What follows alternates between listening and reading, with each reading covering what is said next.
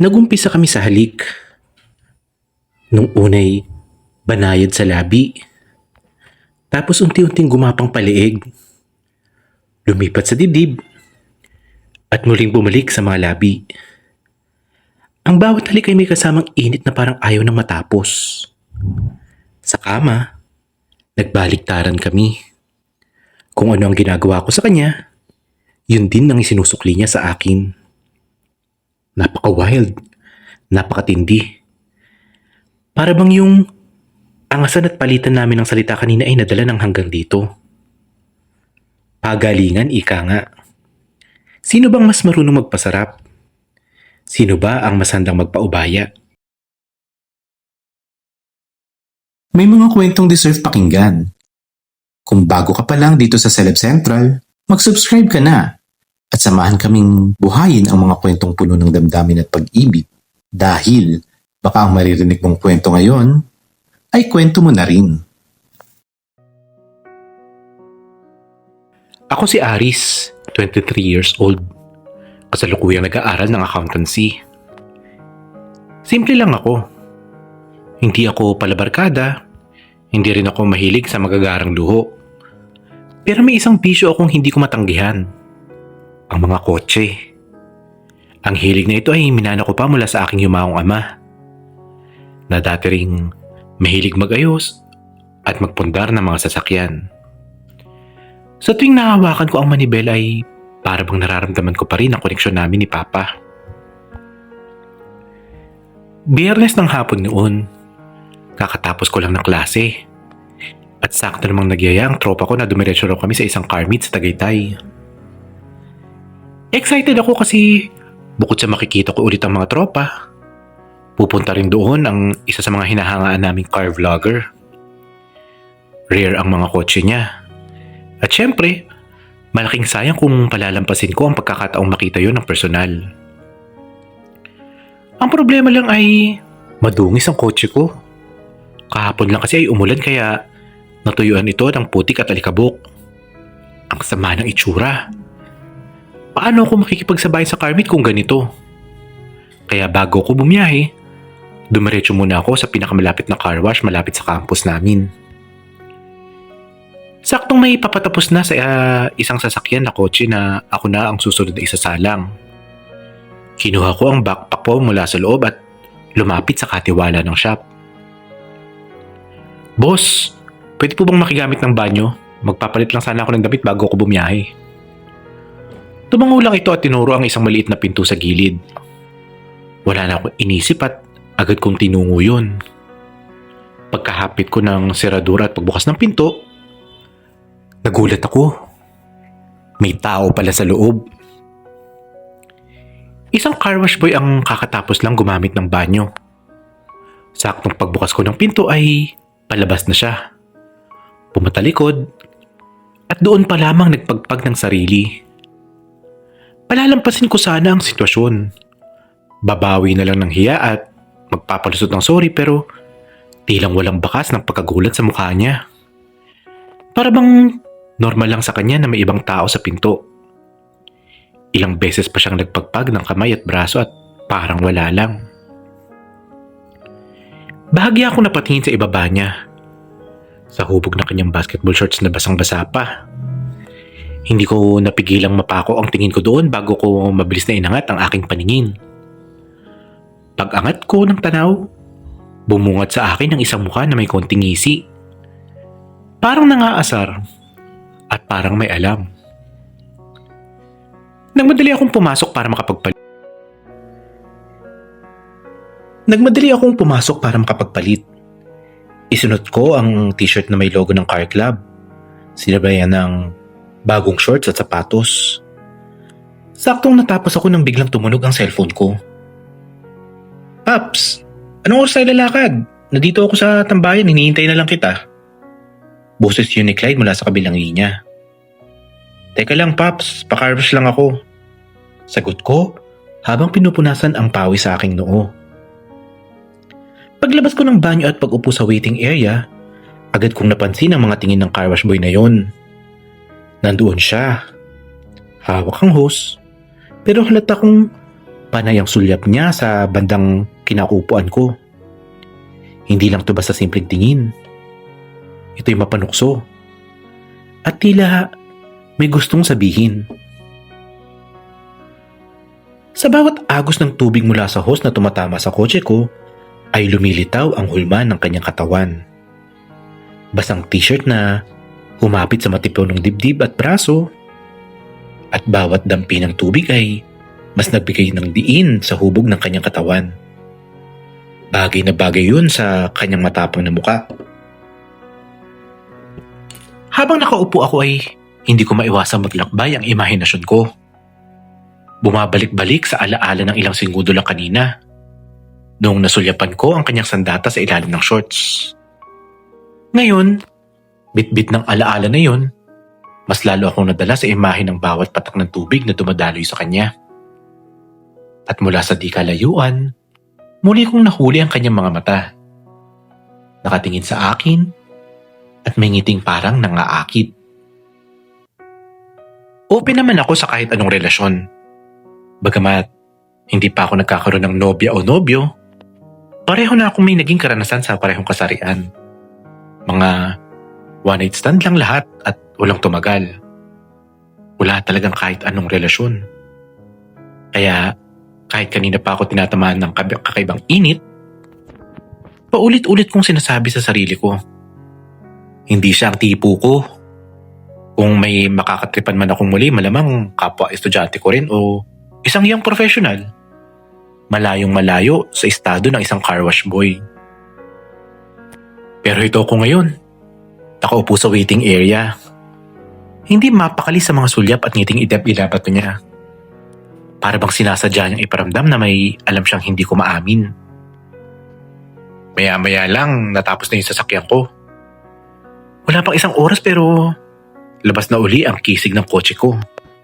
Makintab, presentable, at handa na makipagsabayin sa iba pang car enthusiast sa car meet. Naglabas ako ng bayad at sabay tip para sa kanya. Kinuha niya yon ng may pilyong ngiti, sabay sabi ng simpleng, "Salamat boss." Pero ramdam ko ang bigat ng tingin niya. Para bang may iniwan siyang hamon na ako lang ang nakakaintindi. Inilalaya niya pa ako paatras palabas ng shop. Buo ang kumpiyansa sa kilos. Parang hindi lamang kotse ang inaalayayan niya kundi pati ako. Tumango ako bilang pasasalamat. Pilit na pinamanatiling walang emosyon ang mukha ko.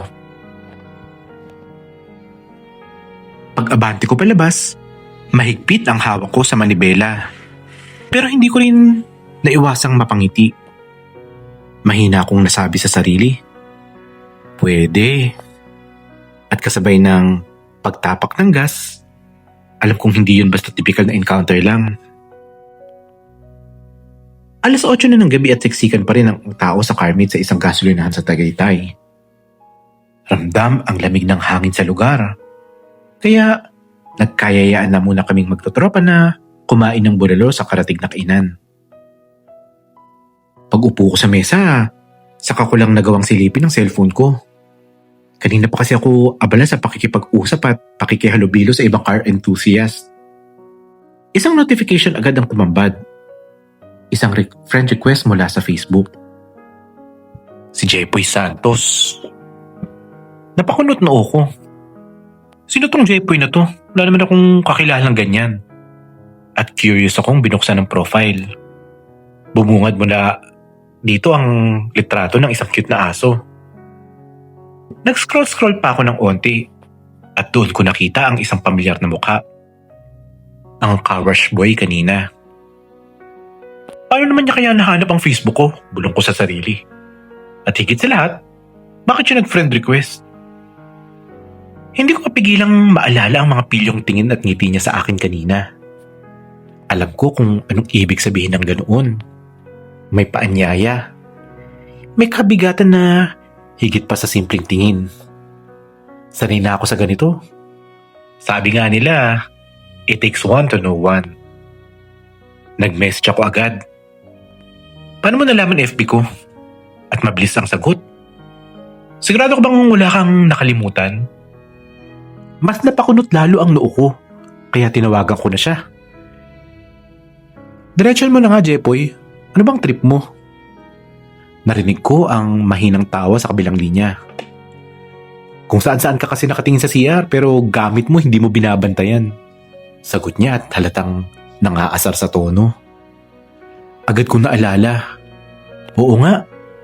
Kanina sa banyo, sa sobrang pagkatiti ko sa kanya, mukhang hindi ko na napansin na naiwan ko ang bag ko. Bahagya akong nahiya pero ayoko magpahalata.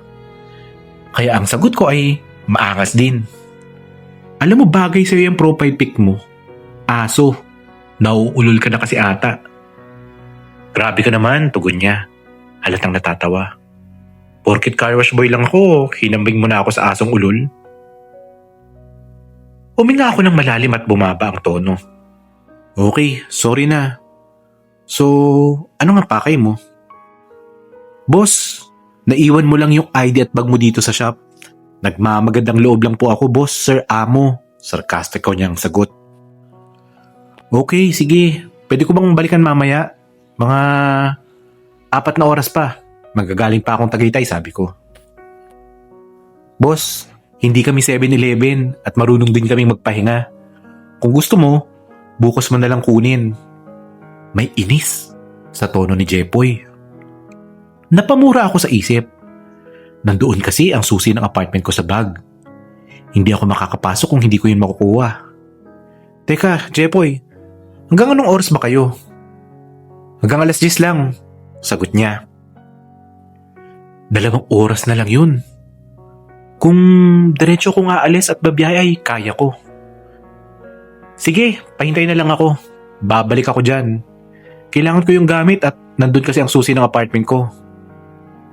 Sandaling natahimik si Jepoy bago sumagot. Mas mahina ang boses. Sige, 10:00 nandito ka na ha. Alam ko ang tono na yun. Alam ko rin ang mga galawan.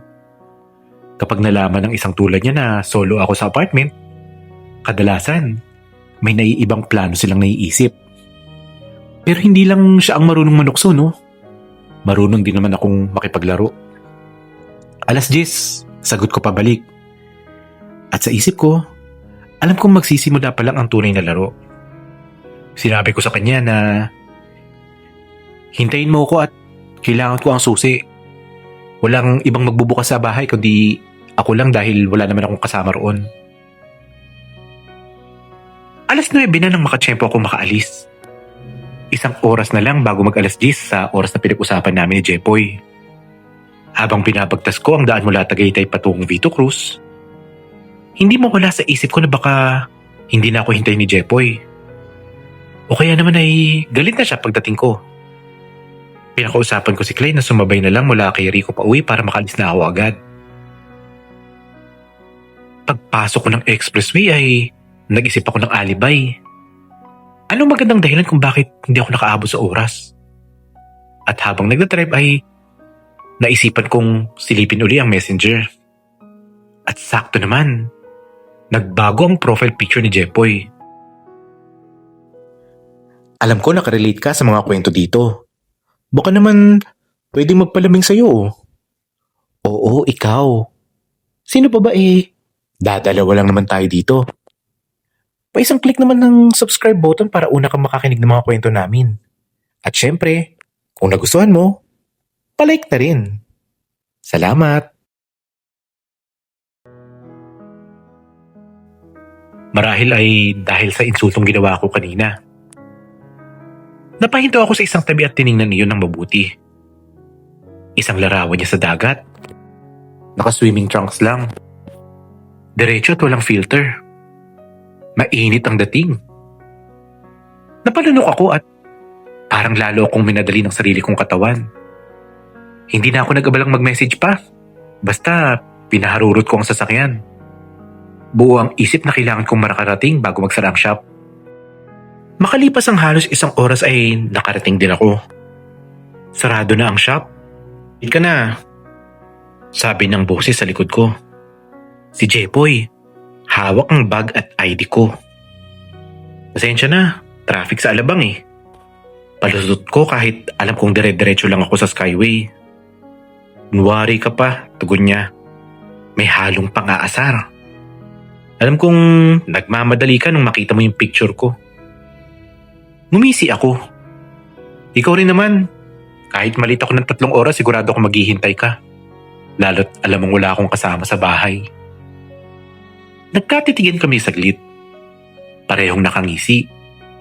May tensyon pero halatang handa atong makapaglaro. Ano bang trip mo? Sabay naming nasabi. At sabay din kaming natawa. Sabi ko na nga yung titig mo kanina sa... Alam mo na, dun sa ibaba. Iba na. Biro ni Jepoy. Ikaw rin naman Yung pilyong ngiti mo nung nagpaalam ako kanina. Parang nagyayaya ka na ituloy natin kapag tayong dalawa na lang. Nagkatinginan ulit kami. Mas seryoso na. So, top ka ba o bottom? Tanungin ni Jepoy. Walang paligoy-ligoy. Versa, sagot ko. Ikaw ba? Pareho. Mabilis kang tugon. E di quits tayo. Mukhang may enjoy natin ang isa't isa. Sabi ko sabay kindar. So kumakay kami sa kotse ko. Sa biyahe pa lang, ramdam ko ng tensyon. Para bang 3 ang kambyo ng kotse. Isa para sa kamay ko at isa para sa kamay niya. Habang nagdadrive, halos naguunan kami ng palihim na himas at banayad na sulyap. At sa bawat saglit ay lalong umiinit ang gabi. Pagpasok pa lang namin sa apartment ay halos sabay na kaming initsa lahat ng dala namin. Sapatos, bag, kahit ang damit, hindi na umabot sa kwarto ko. Para kaming 2 hayop na sabik na makawala. Kinuha ko ang mga kailangan, pamproteksyon at pampadulas mula sa drawer ng side table. At inilapag ko yun. Saka ko siya tinapunan ng tingin na parang nagsasabing, handa na ako. Ikaw ba? Nag-umpisa kami sa halik. Noong una'y banayad lang sa labi. Tapos, gumapang papunta sa leeg. At lumipat pabalik sa dibdib. Hanggang pabalik naman uli sa labi. Ang bawat halik ay may kasamang init na parang ayaw na naming matapos. Pagdating sa kama ay nagbaliktaran kami. Kung anong ginagawa ko sa kanya, yun din ang sinusukli niya sa akin. Sobrang wild. Sobrang tindi. Para bang yung angasan at palitan namin ng salita kanina ay nadala hanggang dito. Pagalingan kami, ika nga. Sino bang mas marunong magpasarap sa aming dalawa? At sino bang mas handang magpaubaya? Natuto ako sa bawat galaw niya. At ramdam kong natututo rin siya sa akin. Parang lahat ng kiliti sa katawan ay unti-unti namin natutuklasan. Walang itinitira at walang sinasayang. Hindi na rin namin naalintana ang oras. Sa sobrang init at pagkasabik ay inabot kami ng halos pagsilip na ng araw. Hindi namin ramdam ang pagod. Hindi namin iniinda ang puyat. Ang mahalaga lang sa magdamag na yun ay kung paano namin sinulit ang bawat sandali. Ang bawat halik, ang bawat paghaplos, bawat ungol na tanging kami lang ang nakakarinig. Pagmulat ko ay ramdam ko pa ang bigat ng katawan ko mula sa walong tulog na magdamag. Magkahalong pagod at saya ang bumalot sa akin. Sa tabi ko, mahimbing na natutulog si Jepoy. Nakayakap pa sa akin na para bang ayaw kong pakawalan. Tahimik akong napangiti. Hindi ko inaasahan na ang simpleng pagpunta ko sa car wash ay hahantong sa ganito. Tinitigan ko ang mukha niya. May onting pawis sa noo, pero may inosenteng anyo na hindi ko nakita kagabi. Maya-maya ay nagising na siya. Dahan-dahang inimulat ang kanyang mata at ngumiti. Gising ka na pala. Garalgal niyang wika. Oo, pero parang hindi kasi ako nakatulog biro ko. Tumawa siya at humigpit ang pagkakayakap. Kasalanan ko ba yun? Ay biro pa ako. Sobra ka kasi. Parang wala ka ng balak tigilan kagabi. Ikaw rin naman eh. Game na game ka rin. Sagot niya habang nakangisi. Sandaling katahimikan ang sumunod. Nagkatitigan lang kami, pero iba na ang timpla. Hindi na ito yung biruan lang o init ng laman kagabi. May halong lambing na at tila may mas malalim na damdamin. Alam mo Aris, mahina niyang sabi. Hindi ko kalain na makaka-jackpot ako ng kagaya mo. Hindi naman kasi ako yung tipo na sineseryoso ng mga tao. Car wash boy lang ako, di ba? Umiling ako. Huwag mong malitin ang sarili mo. Kung ano ka ngayon, yun ang dahilan kung bakit naging totoo lahat kagabi. Hindi ko naman hinahanap kung anong trabaho mo. Ang mahalaga, sa'yo ko ginawa yun. Sandaling nanahimik si Jepoy. At bigla niya akong hinalikan. Hindi ito tulad kagabi na puno ng gigil, kundi punong-puno ng tamis at pag-aalaga. Parang may nabubuo ng koneksyon na hindi lang basta-basta laro. Mabilis na lumipas ang weekend. Kinabukasan, bumalik na ako sa routine ko. Klase sa umaga, aral sa hapon. Pero kahit gaano ako busy, hindi malis sa isip ko si Jepoy. Paulit-ulit na bumabalik ang alaala ng gabi namin. At lalo pa yung yakap niya nung umaga. Isang gabi ay nagkita ulit kami. Niyaya ko siyang kumain sa isang maliit na tapsihan malapit sa apartment. Hindi siya sanay na may nagpapasama sa kanya sa ganung lugar dahil kadalasan daw ay kain lang siya ng staff meal sa car wash. Ano ka ba? Masarap dito. Sabi ko habang inaabot ang menu. Huwag kang mahiya. Akong bahala. Boss, baka mamaya isipin ng tao, car wash boy lang ako tapos ikaw. At huminto siya. Medyo nahihiya. Aris lang, wag mo na akong bosin, sagot ko sabay ngiti. Habang kumakain kami, napapansin ko ang mga tingin ng ibang tao. Siguro iniisip nila, anong ginagawa ng dalawang to na magkasama? Pero wala naman akong pakialam. Mas masarap tingnan ng simpleng tuwa sa mata ni Jepoy habang kumakain ng tapsilog na parang fiesta. Pag-uwi ay sinamahan niya ako sa apartment. Hindi na siya nagtanong. Kusang pumasok na lang at parang natural na to sa kanya. Pagkasara ng pinto, sandali kaming nagkatitigan. Hindi na kailangan ng salita. Siya na ang unang lumapit at dahan-dahang hinawakan ng kamay ko. Sigurado ka ba, Aris? Bulong niya. Tumango ko. Oo, kanina pa. At doon, nagsimula ang muling pagtindi ng init. Mas matindi kaysa nung isang gabi. Hindi lang basta sabik. Halong gigil at pagnanasa na parang gusto naming patunayan na sa kabila ng pinagkaiba ng estado namin, ay pantay lang kami dito. Naglaplapan kami ng mariin. Yakap na halos wala ng espasyo sa pagitan. Hinila ko siya sa sofa. Sabay baksak namin doon.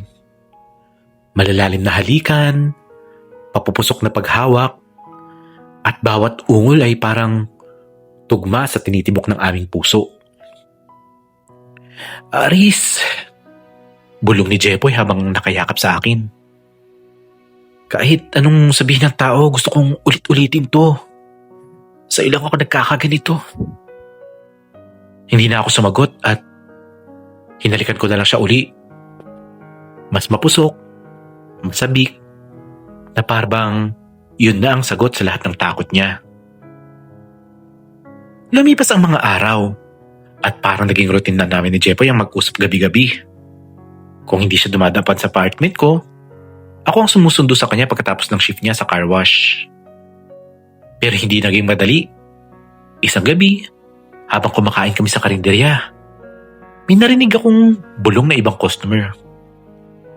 Uy, kita mo yung may kotse? Laging kasama yung car wash boy.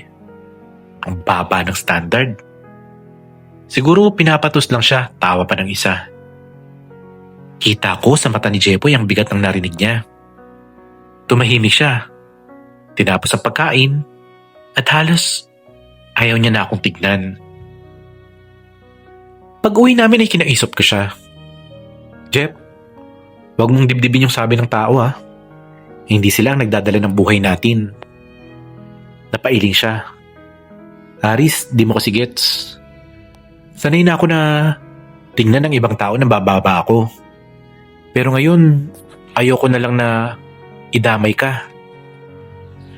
Anak ka ng pamilyang may kaya. May pinag-aralan. May kotse, magarang bahay. Ako, hos at basahan lang ang hawak ko. Hinawakan ko ang kamay niya. Pero, pati puso ko hawak mo. Nagkatinginan kami. Mabigat man ang mga salita, ang halik na sumunod ay mas magaan. Puno ng pagtanggap. Mas matindi kaysa dati. Sabik at maalab. Walang pakialam kung may iba mang makarinig at makakita. Kinabukasan nagpa siya si Jepoy na umalis na sa car wash. Nag-apply siya bilang helper sa isang detailing shop na mas malapit sa akin. Para mas madali akong makita, boss, biro niya sa Kindat. Mula noon, hindi man kami lantad, alam naming may espesyal na kaming namamagitan sa aming dalawa. Walang label, walang engranding pangako, pero may kasunduan kami na kahit magkaiba ang mundo namin, iisa ang direksyon ng mga puso namin. Sa pag-ibig, hindi sukatan ng estado ng buhay o kung ano ang tingin ng ibang tao. Ang mahalaga ay ang totoo mong nararamdaman at respeto para sa isa't isa. Dahil sa huli, hindi kayamanan o estado ang sukatan ng pagmamahalan, kung hindi ang tapang na ipaglaban ito. May mga kwentong deserve pakinggan. Kung bago ka pa lang dito sa Celeb Central, mag-subscribe ka na at samahan kaming buhayin ang mga kwentong puno ng damdamin at pag-ibig dahil baka ang maririnig mong kwento ngayon ay kwento mo na rin.